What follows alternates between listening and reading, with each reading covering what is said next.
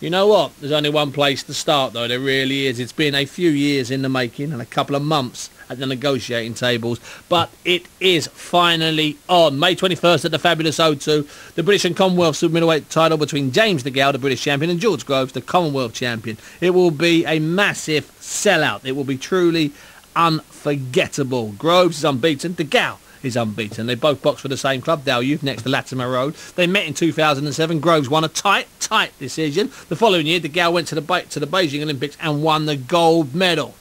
Boxed beautifully. The race was on for a rematch from that day of glory out in Beijing. Well, it's going to happen, and I'm delighted to say that George Groves joins me now on the line. Good evening, George. Good evening, Steve. How you doing? Not bad. You've had an exhausting and very lively day today. You've come face to face with James a couple of times. How's it been for you? Oh, it's been fantastic. It's almost been like coming home. It was very familiar, and seeing an old acquaintance of mine in James. You know, I can count on one hand the amount of times I've actually been in the same room as him since I bashed him up in the ABAs, as you mentioned earlier. So it was nice to see him, come face to face with him. Now, you first met at a press... Sorry, not first met. You were together at a press conference earlier on today. Then you went on to Sky. You've been nose to nose in the pictures. But how tense really was it, George? Was it more than you expected or less than you expected? Well, I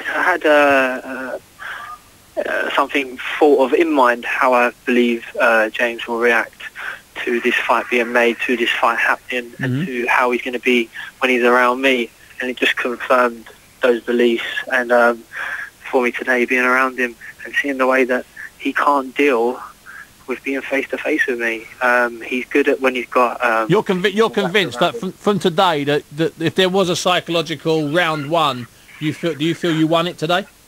Yeah, I mean, it's easy to look at the basic things, that he talks like a juvenile, and he has his schoolboy playground insults, and there's no logic behind his insults. They're just off the cuff rubbish.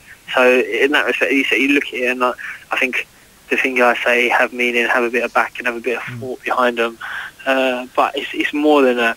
It's the way that his face changes, the way that he becomes animated all of a sudden, the way he can't respond to things that I say. And I think because of that, he's going to come unstuck, and he's going to have a stressful camp, because when he gets into bed at night, unless Jim McDonald gets into bed with him and puts his arm around him and still talks him to sleep when he's laying in bed thinking about what's going to happen. Sings him a lullaby. Exactly, yeah. Unless that happens, he's going to be in bed worrying, staying up over every night thinking about me. Let me ask you this, George. After you boxed in the championships, which was, I did a bit of it on this show. I had someone there talk to me about it. It was. I know, you consider it, you bashed him up. Most people consider it to be a tight fight. I haven't watched it, so I can't pass judgment either way. But since then, how was it different once you went back to the Dow Youth gym, or have you basically been kept apart since that night? As I say, we've been kept apart, Steve. I can count on one hand the amount of times I've actually been in the same room as him. Who started the insults, George? George, who started the insults? Who started the throwing of the mud, and when did it start, in your opinion? I'm not 100% sure, about who started what. I know that when I beat him, he wasn't prepared to shake my hand and let I'm the better man. Whether he thought he's the better man on the day, that's what I would have done. If I had lost, I'd shook his hand and thought, how am I going to prove that I'm not? That I shouldn't have lost, and how do I, improve and crack on from here? He didn't. He shied away, and it was fortunate for him that it came at the perfect time that he got selected for his Olympic team, and his problem was solved, and that he was training in Sheffield every week with the England squad. So he didn't have to be in the gym with you. No, of course. He phoned up my club coach, and you know the story. You've probably heard it different, because I'm sure Ron Bodie might say it slightly different. But Ron Bodie advised him at the time and said, why don't you train with Steve Llewellyn in the juniors? You don't lose phase about having to skip gyms and train another gym, and you also don't have to put up with the embarrassment that you can't deal with the fact that you're training with George Groves. I.e. not train with you on senior nights. That's your claim. And I think Ron Bodie done a terrific job with him there, because he solved the problem for him, and then obviously he got selected to train in Sheffield, and then it didn't end up being a problem anyway.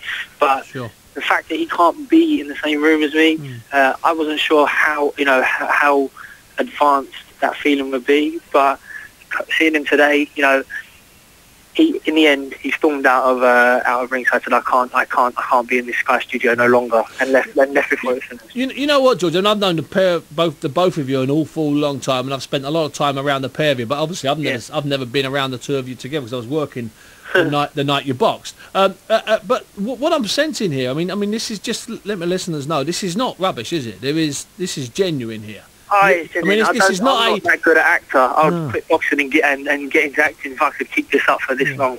I don't hate him. You know, if I hated him, I wouldn't be able to live my life, because every day people ask me about James DeGale, and that's not a problem, Steve. You know, I embrace it. I actually enjoy it now. I like talking about him, because if I didn't, it'd become frustrating, and then it would just add to the fact that what he does well is he upsets and infuriates people and makes people want to just throw punches at him because they hate it. And that makes them make mistakes, like Paul Smith to a degree. Exactly. Okay. It's his only game plan. He's already said it to me today. You need to come and fight me. You need to come and do this. You need to come and do that. Why do I need to do anything? I haven't asked him to do anything. You need to do what George Grove does.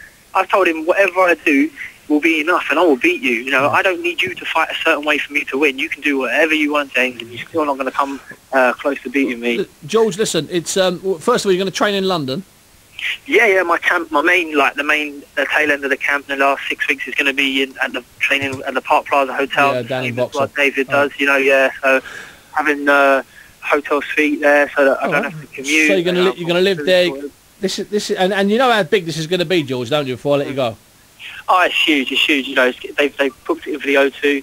Some people in the know, you know, Steve. You know, there are a few boxing people out there who are in the know who say, you know what, if this catches, it could sell out. And I think it's about 15,000 people. Oh no, it'll go. And it's for essentially a British title fight. I know it's staggering. It's cleverly because he's in there with for a world title fight. But this is London. The people that want to see is me beat James DeGale. Which is why I've had you on, George. Listen, it's great to speak to you again. I'll speak to you very soon. Pop down and see you in your training camp. George Groves, thanks very much indeed.